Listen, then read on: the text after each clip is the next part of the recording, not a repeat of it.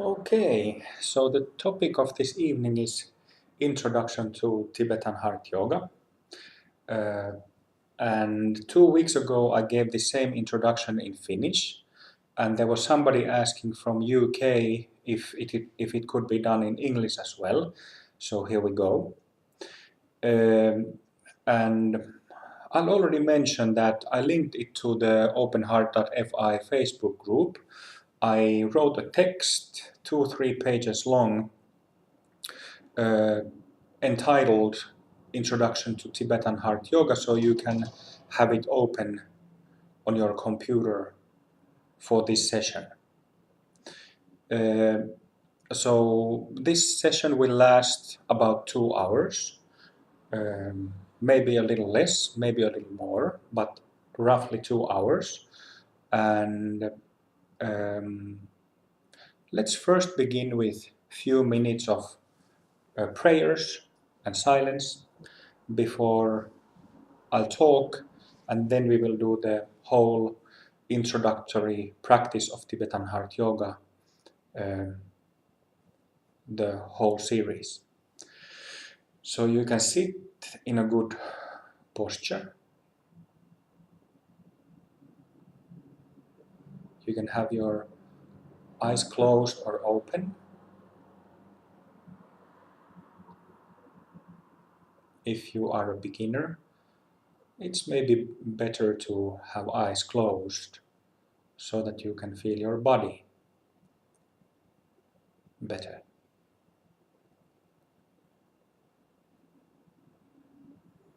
Just feel your body.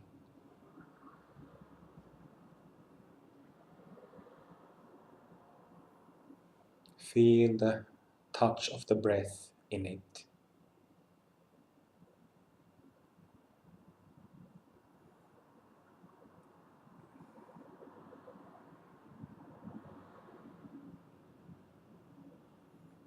Relax thoroughly.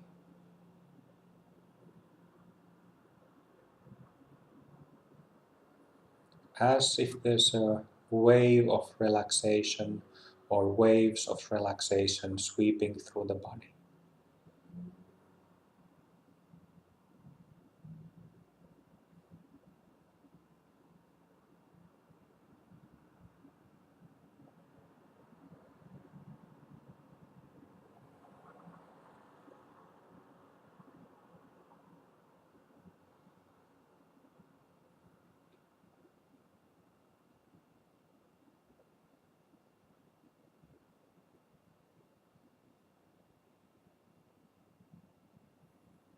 Letting tensions release.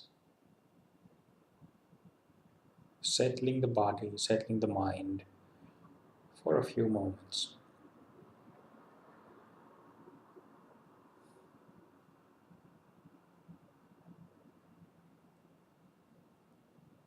If the movement of the breath was high in the lungs, lifting shoulders, let it sink down into the belly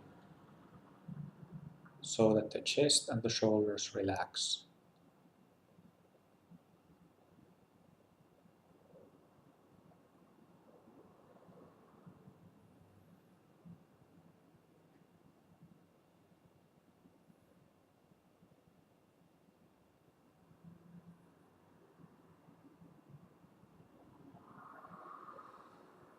I would like to ask Guru Padmasambhavas and Lady Esetsogyal's blessing for each of us present here, to you following this online, and to you if you're watching this video later. Sincerely asking the blessings of the Masters, so that each of us may attain Buddhahood as soon as possible, for the sake of all beings, everywhere in all realms.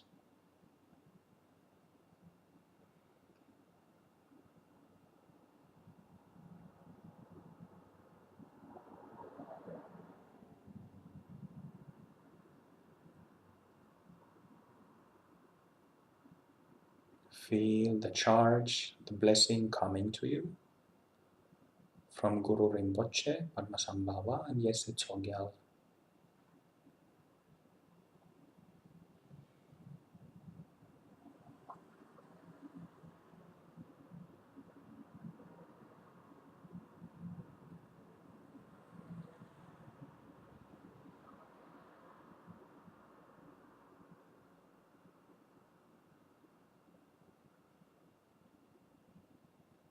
Wonderful, gentle, clarifying, peaceful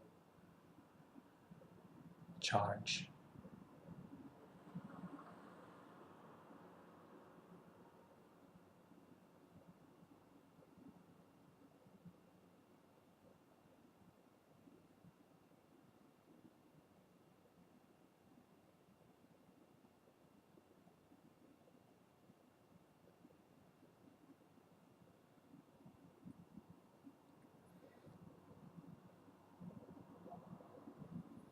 You don't have to try to get it, the blessing, the charge.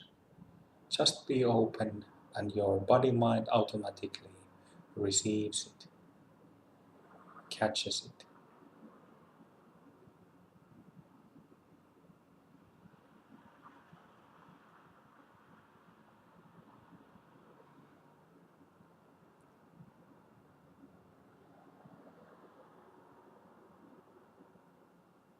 Let it marinate a few moments.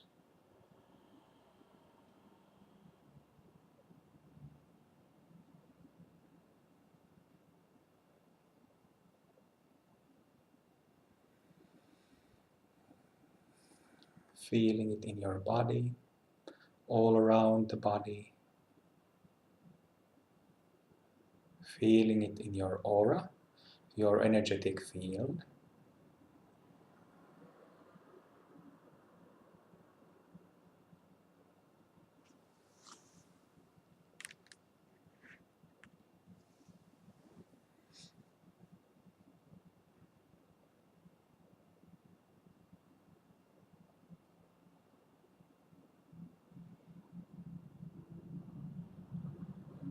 Meeting the master and masters personally. Very important. Guru Yoga principle.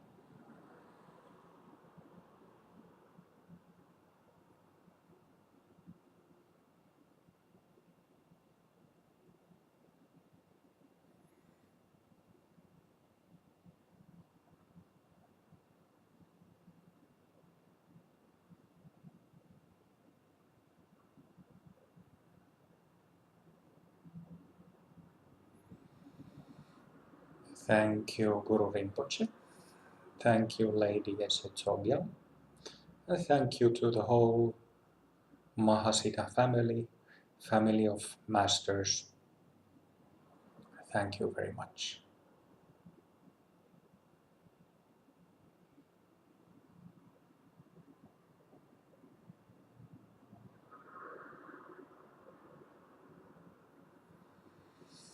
Okay. And then you can open your eyes and I will go on to the text. So, just letting you know, if you're following this at Facebook, I'm recording this on webcam and this introduction will be uploaded to YouTube. If not this evening, then tomorrow. So if there are some problems with the internet connection, sometimes there is, don't worry, you will see the full video later. I usually, when I give speeches, I never make like a detailed script about the topic. But yesterday evening, I thought about this session today, and for some reason I wanted to write everything I wanted to say about Tibetan heart yoga and tantric practice and how it relates to awareness itself, Dzogchen practice, I felt like putting all the details in there. So I ended up writing this, how long is it? 3 full pages of text, which will be the introduction to the topic Tibetan Heart Yoga this evening. So I will read it to you, and if there is something that comes to my mind, I will add it when reading this.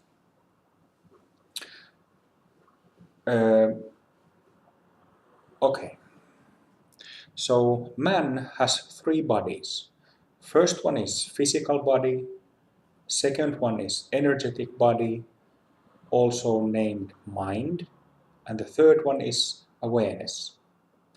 Physical and energetic bodies are 3-dimensional. Awareness is non-dimensional. I will already mention it here that awareness is the same as Buddha nature, Buddha mind. So while our relative bodies, physical and energetic bodies, are 3-dimensional, energetic body or mind, I'm coming later to it, it refers to our body of energy, which is made of channels and centers, and what the aura is, energy field is. So if you know something about, you probably all have seen some pictures of aura, how it looks. It looks like a big egg, and the physical body is inside it. So that egg obviously is 3-dimensional. It's 3-dimensional because it has all the 3 meters. But awareness is non-dimensional. Practice of Dharma is centered on removing dukkha, or unsatisfactory and confused existence, as is taught in the 4 Noble Truths of Buddhism. Existential confusion means perceiving our life in dualistic fashion. Because we perceive ourselves as individual entities, or selves, we get confused and suffer. When this self-based dualistic perception does not arise, even momentarily, that is a moment free of suffering.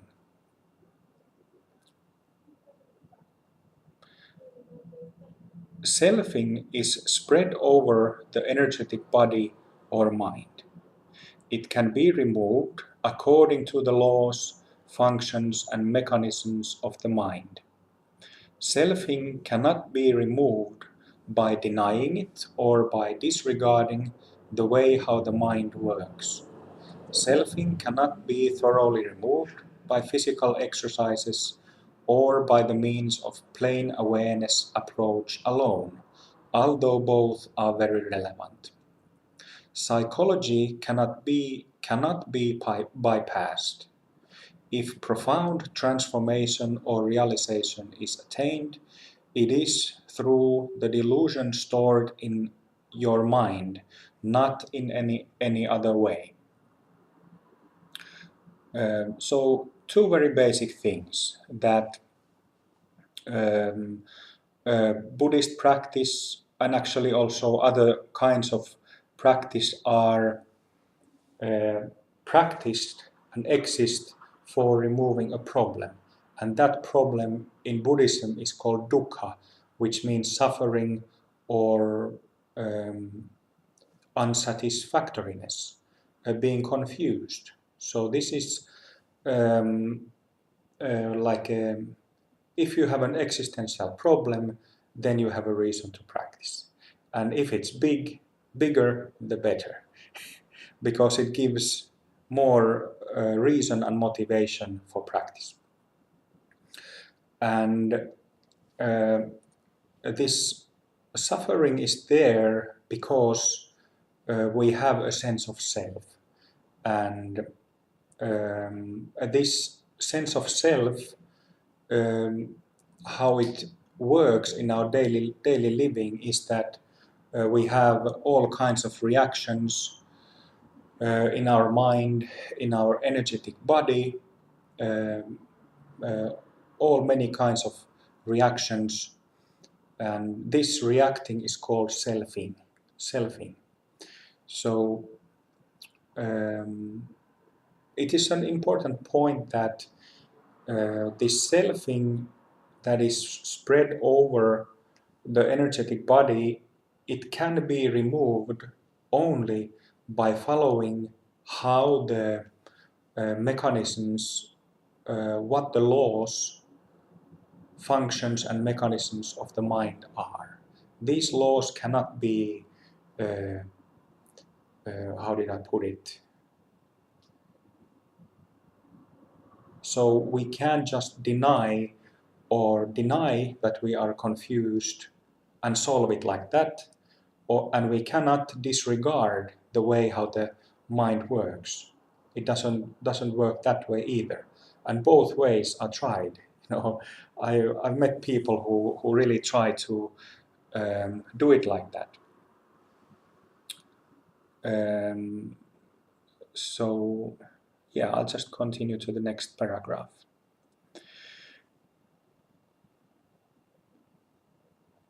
Yeah, so it's very important to realize that psychology cannot be bypassed. This is very, very important. If profound transformation or realization is attained, it is through the delusion stored in our mind, not in any other way. It is through the mind, through the selfing in the mind, and not going around it somehow or denying it or not paying attention to it. It's through it. When samsaric mind is seen through by sutra or tantra practices, it gets transformed into wisdom mind. Seeing through refers to the principle of Vipassana meditation, which means seeing clearly. Seeing clearly or Vipassana is a principle that can be applied in sutric or tantric fashion. When a mental element, such as a thought, is seen through, it means that the self-charge in it is released. Thereafter, it has no binding power that causes selfing. In this way, our sense of self is seen through and released by piercing through it, not by transcending it. As Vipassana practices are applied, the practitioner's mind becomes growingly more lucid, while one's true self, selfless awareness, becomes the dominant mode of living.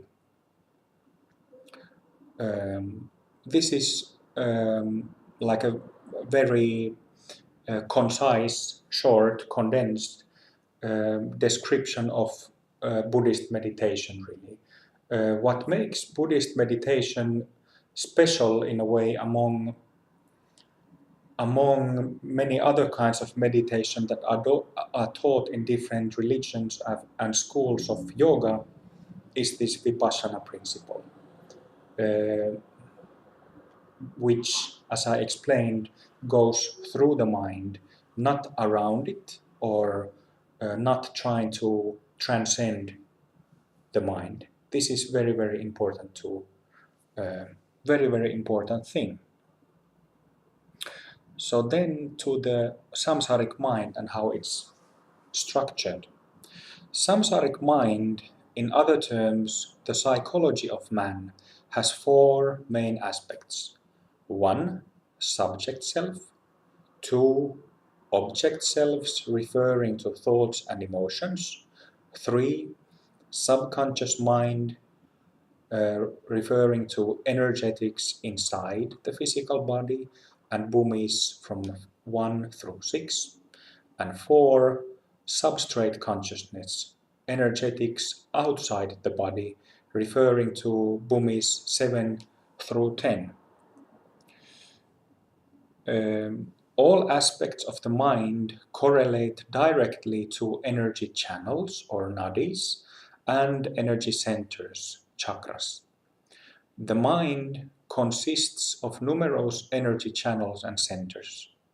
Having a samsaric mind that goes round and round in thoughts, emotions, fantasies, and dreams means that the channels and centers are filled with junk.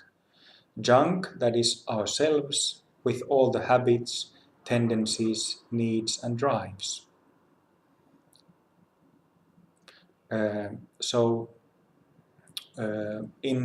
It was mentioned earlier that there are two kinds of ways to practice Vipassana, Sutra way and Tantra way. Sutra path and Tantric path, Sutric path and Tantric path. And the Sutra path, well, there are different kinds of Sutra path, but if we start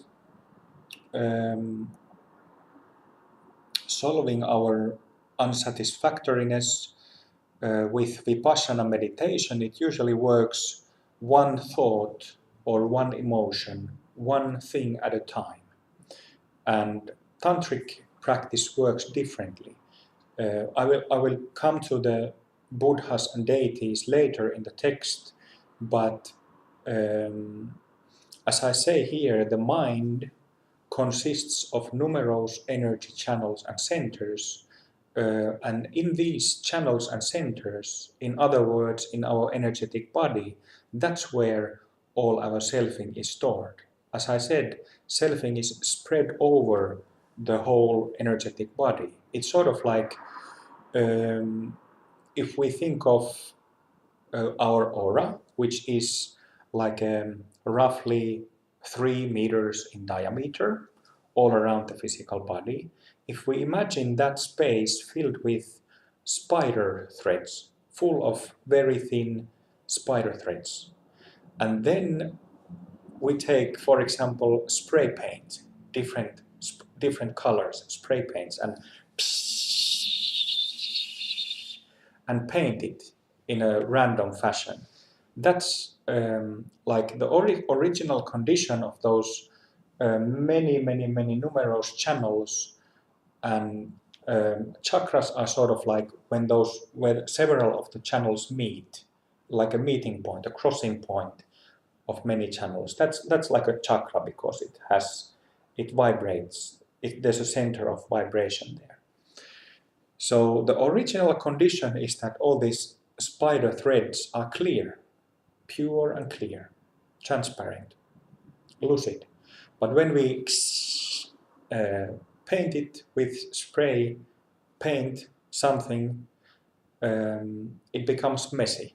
And this is like an analogy of the samsaric mind, that when we have that kind of energetic body or mind, when you say something to me, it goes through that information, it goes through my energetic body, my mind, and it gets colored by that junk, that stuff stored in it. So if I didn't have that chunk there, my reaction wouldn't be biased. It wouldn't be colored, artificially colored through the sense of self. So this is a good analogy.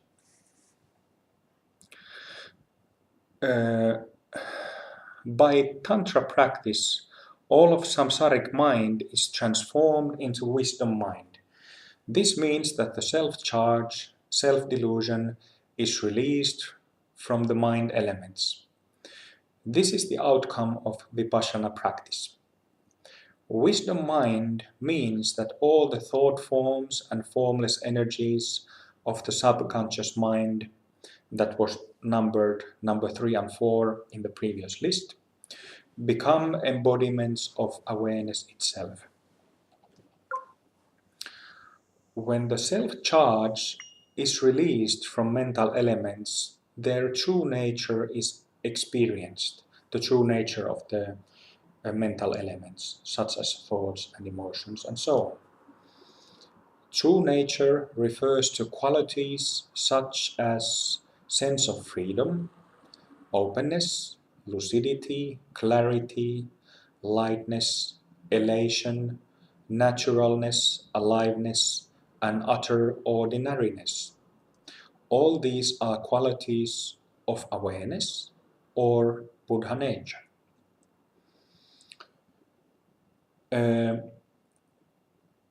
So,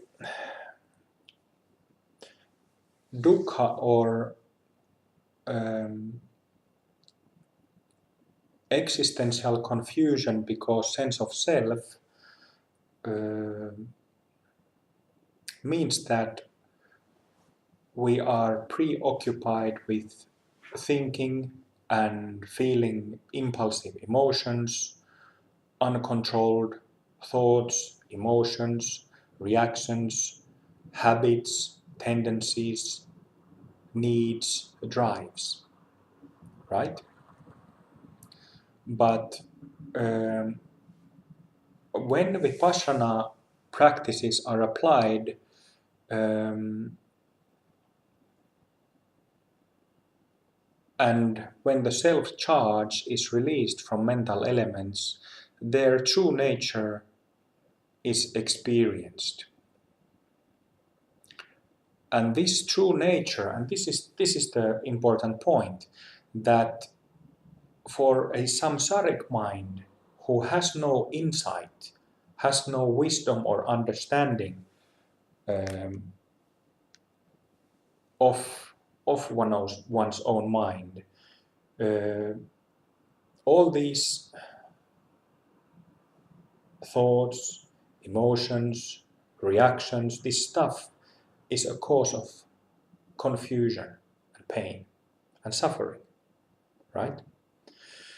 But when it's seen through bit by bit, whether it's one by one through sutra practice, just a sec.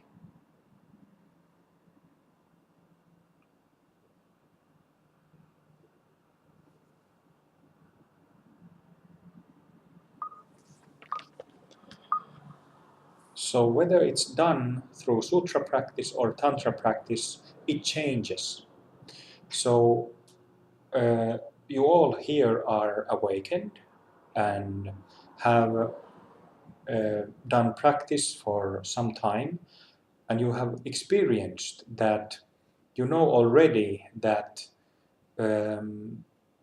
thoughts, mental elements that were troubling and bothering you before don't have that binding power anymore, because the self-charge from these mental and emotional elements are released. Okay? I will come to how this releasing is done in Tantra. I will come to it later. Or actually, I will come to it next. In Tantra, the self-charge is removed with the help of a guru and Buddha deities that the master or guru has assigned for practice.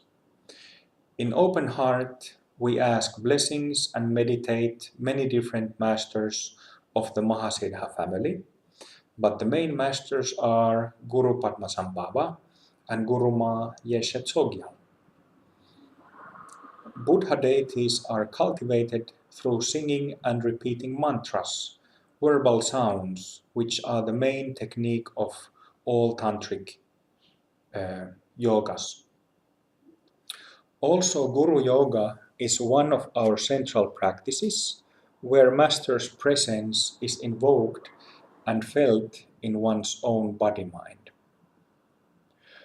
I'll just mention that there's a lot of problems with the internet connection. I'm sorry you guys online, but don't worry, it's being recorded and the video will be available to you.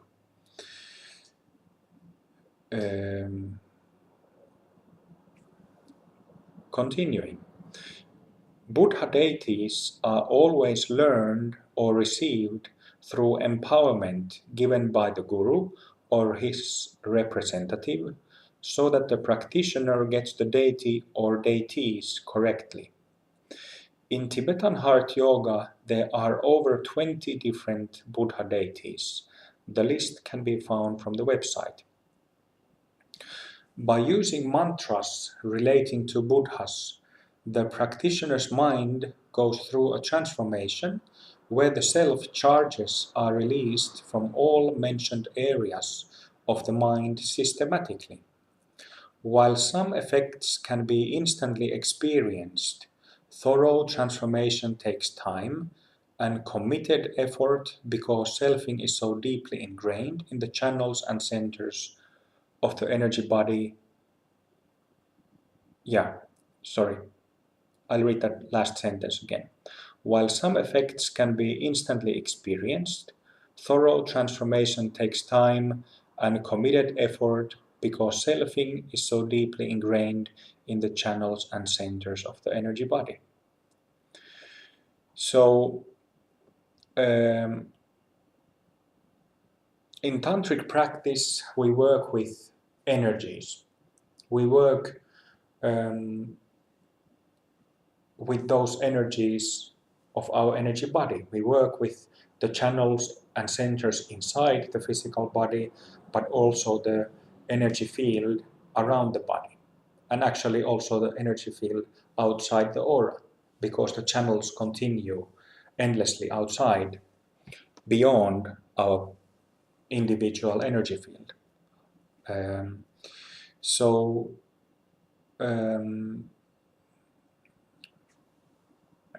as I mentioned, where was it? Deities are always learned and received through empowerment given by the guru or his representative, so that the practitioner gets the deity or deities correctly. This is very, very, very important because, and it actually saves a lot of time. Like if we, what the deities are, what the Buddhas are, as I mentioned in the beginning, the three bodies: physical, energetic, mind, and awareness. So there are Buddhas, deities that are embodiments of awareness itself. These are the Buddhas of the Mahasiddha Bhumis. There are three pairs, 6 of them in Tibetan Heart Yoga. You can find the list online. And then there are Buddhas of the how should I say this, like a Buddhas of the energetic body, the field of the mind. And this directly relates to our psychology. So there's a whole bunch of them, like a 14 or 15 of them in Tibetan Heart Yoga. And these Buddhas are enlightened versions of our psychology. Enlightened versions of it, not samsaric or blind, confused versions, because that we already have, right? But in our practice, it's formulated by Guru Rinpoche so that this range of the energy body or mind is sort of like pieced, chopped into 14, 15 different pieces. And each of these pieces of the cake are covered by a different deity to create the effect of Vipassana. Okay? So we don't, in tantric practice, we don't work with one thought or one emotion at a time. We work with chunks of energy through the deities. It's very simple and it's fast and it's better suited for lay people, because if we try to transform the whole mind, which is a really vast field of things and junk, one by one thing at a time, one impulse at a time, it would require, as you can imagine, a lot of time and a lot of time and effort put into practice. The nature of the practice would be very different. A lot of retreating, a lot of sitting every day, like a few hours a day, if not more, to get the same results. So that's why tantric practice is faster and more direct, better suited for lay people like us who have jobs and families and all kinds of responsibilities. By using mantras relating to Buddhas, the practitioner's mind goes through a transformation where the self-charges are released from all mentioned areas of the mind systematically. In addition to mantras, the practices include mudras, hand gestures, visualizations, and breathing techniques. Yep. Open heart method includes all three approaches, Sutra, Tantra, and Dzogchen.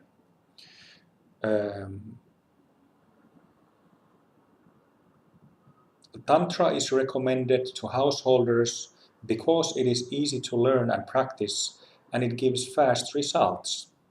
Results of Tibetan heart yoga can be observed from publicly released Bhumi studies from the Open Heart blog and Open Heart YouTube channel. In Open Heart, progress in practice is measured with the Open Heart Bhumi model. Maybe I'll say something about Open Heart Bhumi model, which I didn't mention here. So, Bhumis are known in Buddhism.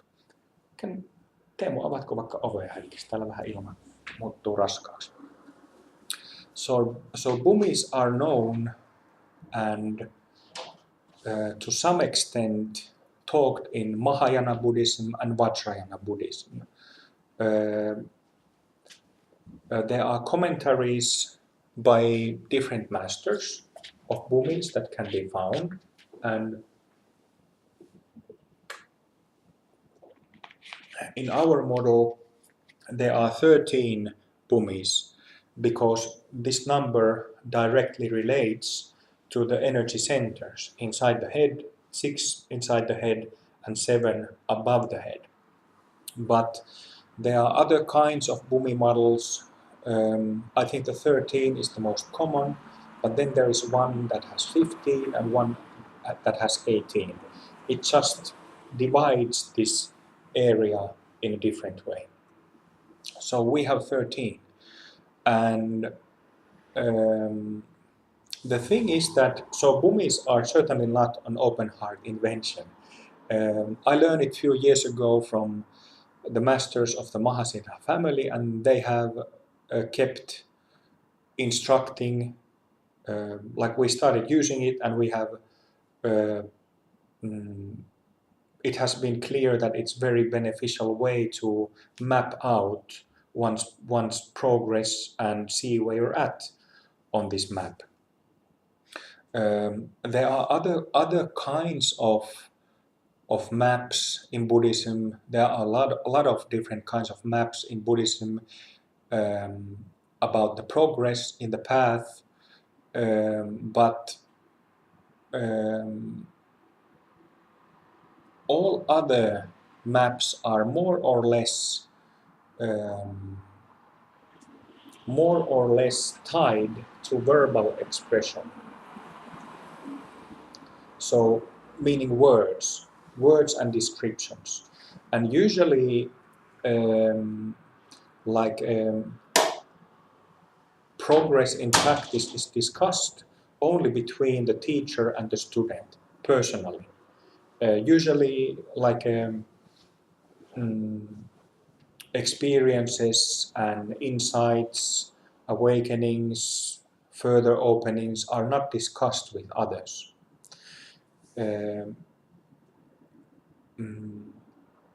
So when a teacher and student has like a relationship together, of course the teacher already by knowing that person very closely can see the differences, what is happening with the student. But open heart Bhumi model is different in this way because it directly correlates to the energetic body. And if you have developed the skill of reading another person's energy body, it applies to anyone and it can be used for mapping anyone.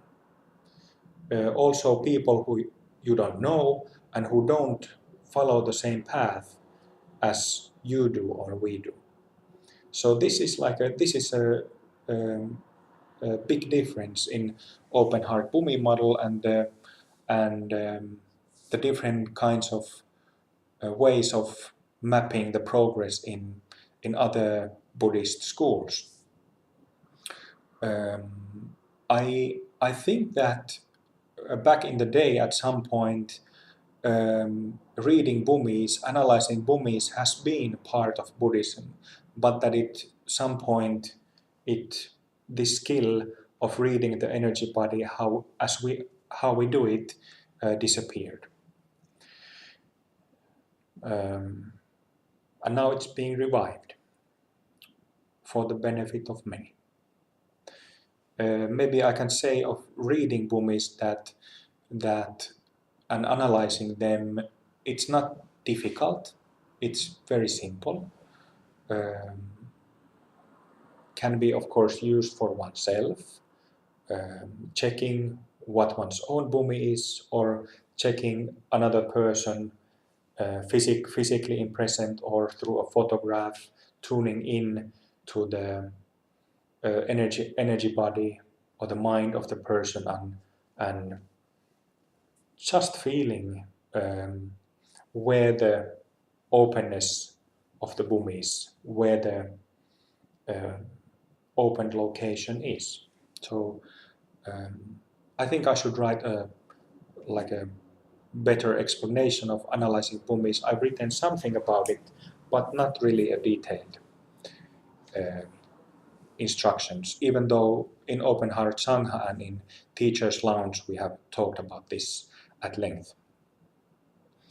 Okay, so Open Heart Bhumi model, as I said, is I like it because it directly correlates to the energy body, the centers inside the head, 6 of them on top of each other, and the 7 above the head. The same 7 are also below the body, by the way. But so that's why, because it directly correlates with the energy body, it also makes it much more easier to read. Okay, then back to the text. The first task in practice is to open the Bhumis, all the way up to the 11th Bhumi, which is the first Mahasiddha Bhumi. Throughout this process, one has glimpses and insights into the selfless nature of the mind and also grows in experiencing natural awareness. Grows in experiencing natural selfless awareness. When the 11th, 12th and 13th Bhumis open up, awareness becomes one's default mode. Opening of the 11th Bhumi brings an important paradigm shift as one mostly rests in the natural state. There is no need to get back to it anymore. From this point onwards, Tantric and Dzogchen practice is continued for the reason of removing all habits, tendencies and karmas, which in other words is perfecting the Bhumis. So the difference between opening the Bhumis and perfecting the Bhumis.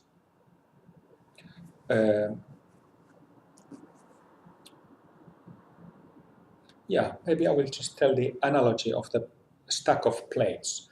So 13 Bhumis can be compared to a stack of 13 plates.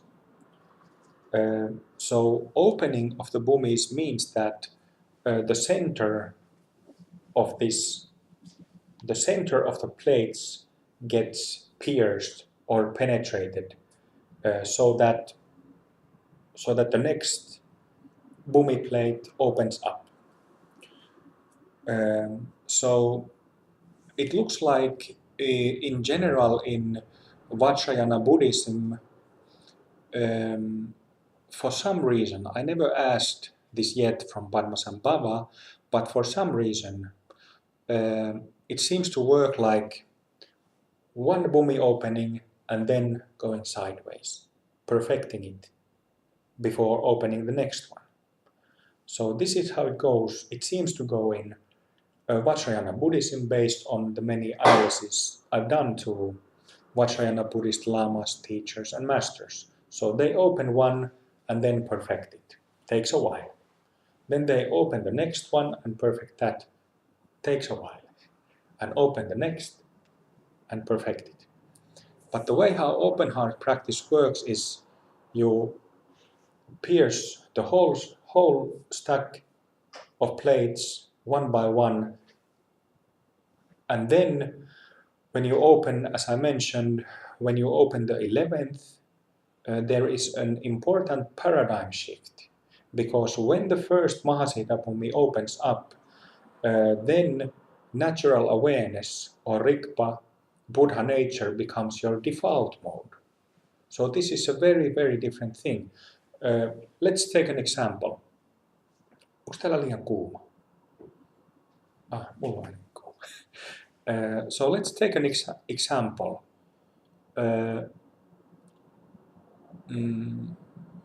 In Open Heart Sangha at the moment we have 10 people who have all 13 bhumis open.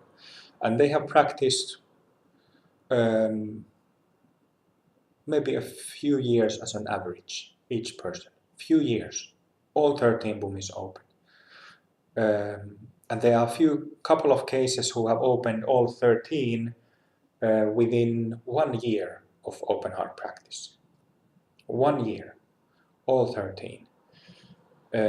So if through that little practice, that little commitment, we can make the natural awareness itself, our default mode, our main mode, that's a huge thing. That's really huge, because usually in orthodox Buddhist paths, people can sit 5 years, 10 years, 20 years, 30 years.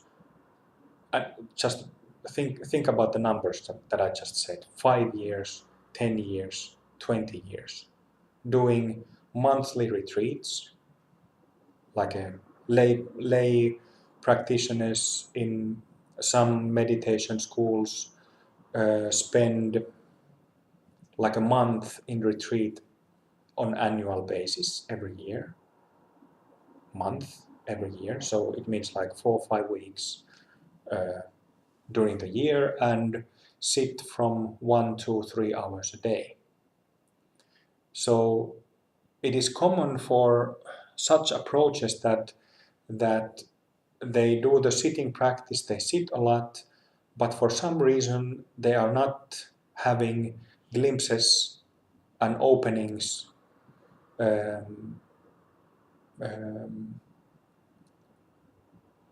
except rarely and randomly.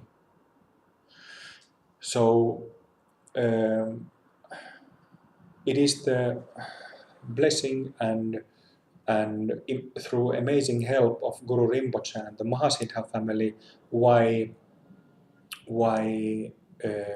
apparently why through the open heart system these bhumis can be opened that fast. We don't have to live in a monastic setting or commit to really long and arduous retreats. We don't need any of that. It's a 1 or 2 practice sessions a day, which means like from 45 minutes to hour and a half day, and it takes care of itself. This is a really, really big difference. And I wish it was like this in all schools, but it isn't. unfortunately. So, as I said, in traditional Vajrayana or Mahayana Buddhism, Vajrayana Buddhism means Tibetan Buddhism basically, it's 4 or 5 schools. They open one bhumi and perfect it. It takes a while. The next one, and like this. But in open heart, we open all of them and then go sideways. And because when we first open it up all the way to the first Mahasiddha Bhumi, then natural awareness is our basic mode, so it's much more easier to perfect them, to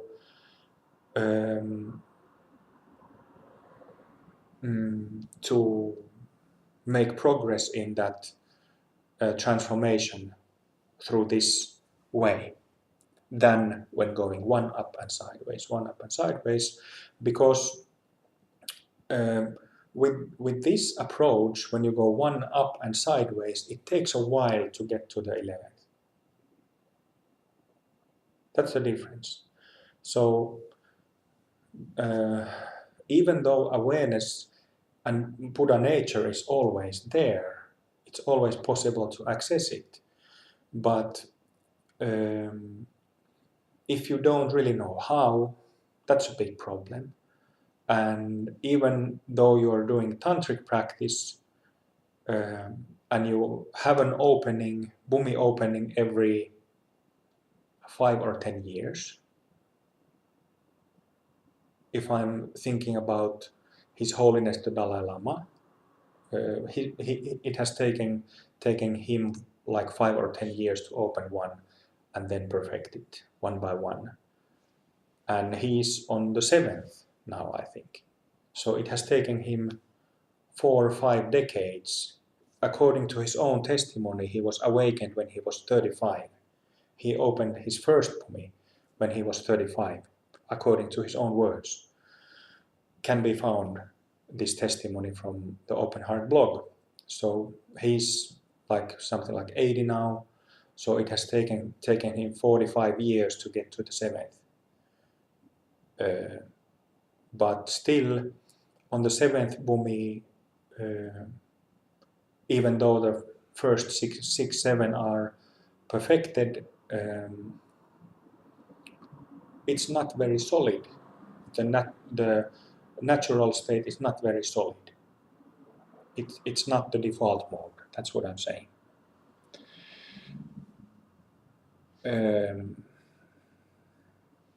I wasn't going to mention Dalai Lama or anyone by the name, but since himself he has openly talked about his own progress, about his awakening, which happened very late, considering that he was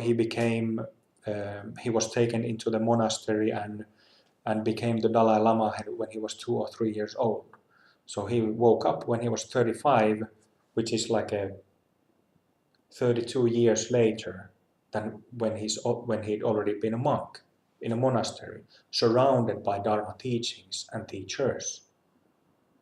So that was a surprise for me, certainly. So Dalai Lama, he has openly talked about his own progress and about his status and abilities as a practitioner, so that's why I mentioned him. I'm not certainly criticizing him. He's a wonderful teacher and wonderful example. I've met him myself twice and know that he's a wonderful yogi and a person. So getting on from opening and perfecting the bhumis, it shouldn't take long now anymore. So in a few minutes we can get to the practice.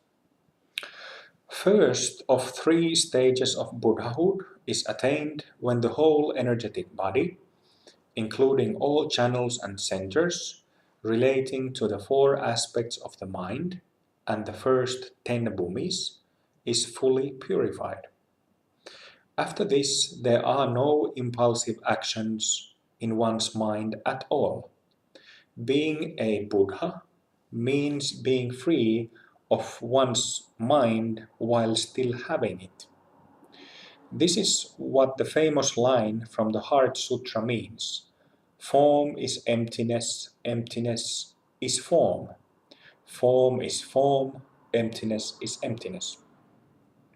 Seen energetically, at this point, one's individual energetic system, or aura, becomes connected with the greater energy system as the channels extend beyond one's personal energy field and reaches out to all beings.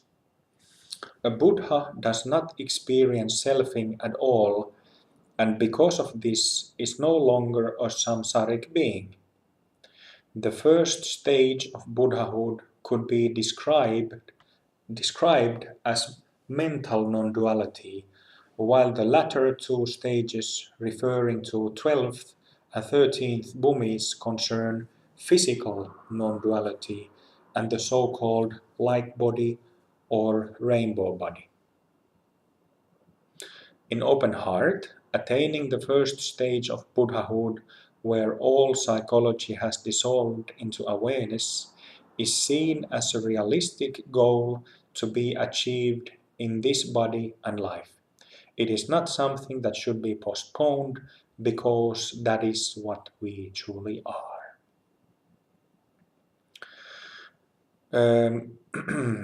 So, from the beginning of our practice, we have glimpses and insights.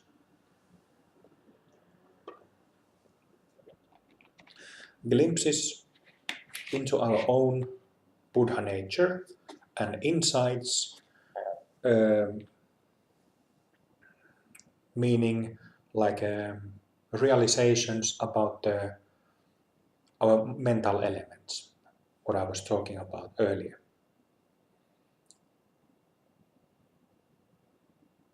And this is very important, that from the beginning of the path, by applying the practice, doing the techniques, we can have those glimpses into the non-dimensional awareness. It's sort of like when that happens, momentarily we are not three-dimensional beings. Like when we practice guru yoga or some of the jewel visualization or any of the practices that we do, momentarily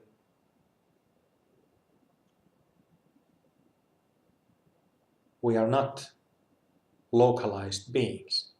We cease to be entities and beings who are identified with this body and the story of the person who's in it. So this is very, very important to have experiences and glimpses and insight, because it gives us confidence that the practice works.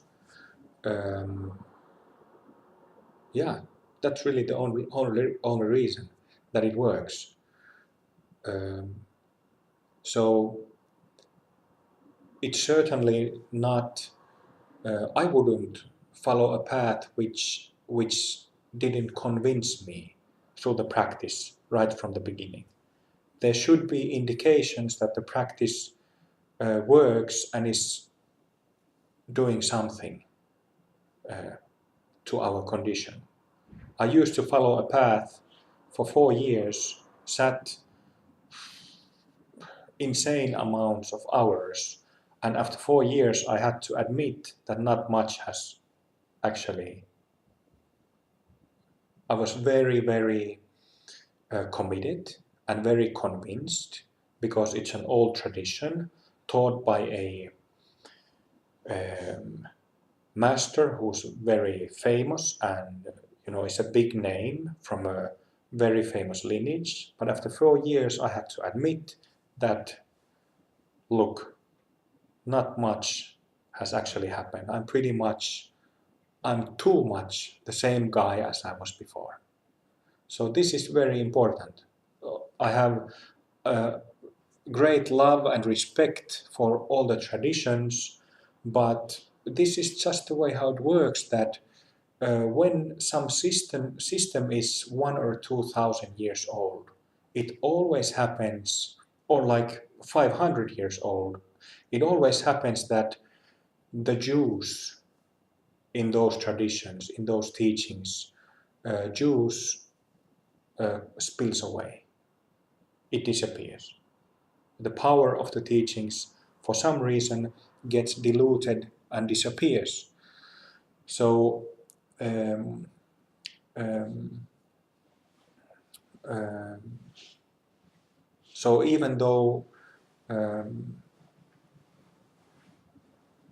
traditions have power and prestige, um, it should be honestly viewed by practitioners by studying different approaches and studying how other systems are doing to find out how we are actually doing. That's what I do regarding open heart as well. It's sometimes said that when you are following certain system, it makes you blind for the system itself. But this is something, common sense and just lucid thinking really. Rational thinking is what we need. Also regarding open heart. I think I've been, there's a lot of criticism towards open heart, but honestly, I think I've been the most critical to the whole system the whole time and will continue to be because I don't want to waste my time any more than I already have in this life, not to even mention the other lives. So, yeah. So the first stage, there are 3 stages to Buddhahood, and the first stage is attained when the whole energy body, all channels and centers relating to the 4 aspects of the mind that were mentioned, and the first 10 bhumis, meaning the same thing, channels, centers, 4 aspects of the mind, and 10 bhumis, it means the same area. These are not separate things. When that whole terrain is fully purified, then you have 0 impulsive mental emotional actions.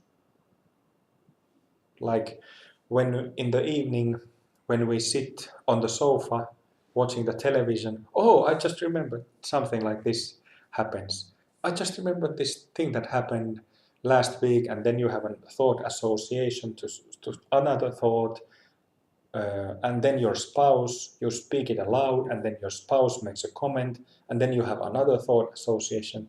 This doesn't happen for a Buddha. No impulsive mental actions. Never. At all. Being a Buddha means being free of one's mind while still having a mind. So when you become a Buddha, you don't become, stupid. You don't go blank, not being able to converse and connect to people. Of course not. You still have a mind. It's just that you don't have, because you're purified all the nooks and corners of your mind. You don't have any impulsive activity there. No surprises.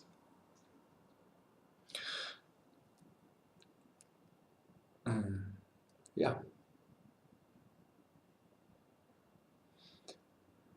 This is like an advanced point, but seen energetically, at this point, one's individual energetic system, or aura, becomes connected with the greater energy system as the channels extend beyond one's personal energy field and reaches out to all beings.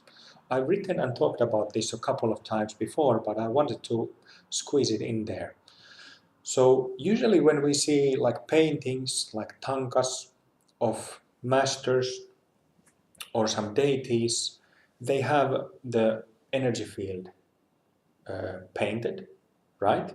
They have like a wrathful deities, they have fiery edge of the aura and fire inside the aura, while peaceful deities and gurus, they usually have flowers inside it. That's just a graphical way to express. But nevertheless, they have the personal energy field pictured like this. And it's not, I don't think I've ever seen it mentioned elsewhere, but uh, like I was giving the analogy of this 3-meter diameter egg aura filled with spider threads, thin spider threads. So these spider threads, they actually extend beyond that edge. They extend.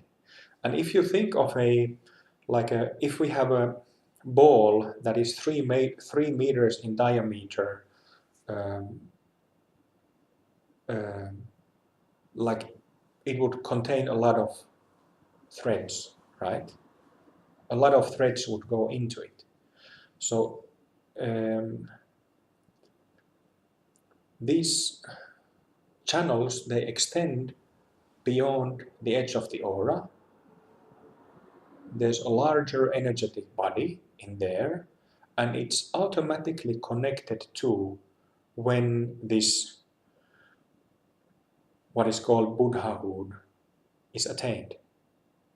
So when this personal energy field is purified, it automatically after that, it snaps on, connects with the aura outside the personal energy field. And this is interesting. In Buddhism, in Hinduism, in Christianity, there is a thought of helping and loving, having love, and showing compassion towards all beings. Why?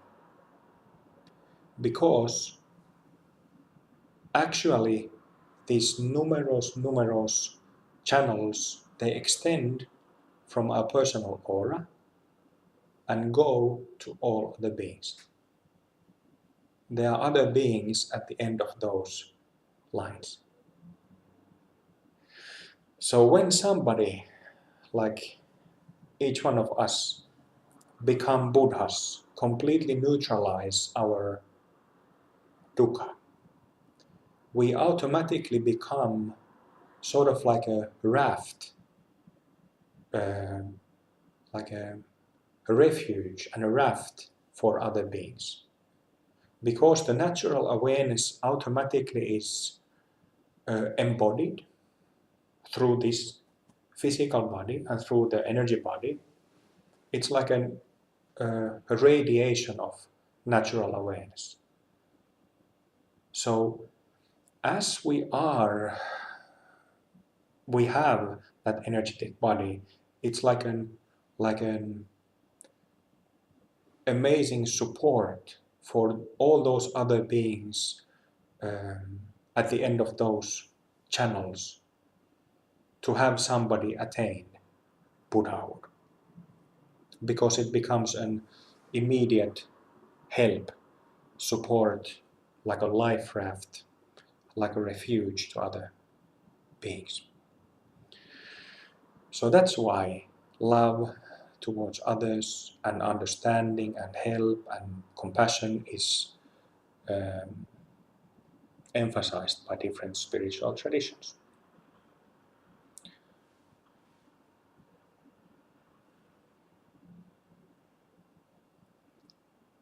In open heart, attaining the first stage of Buddhahood, where all psychology has dissolved into awareness, is seen as a realistic goal to be achieved in this body and life. It is not something that should be postponed, because that is what we truly are. I think that's a good moment to end this lecture and continue to practice.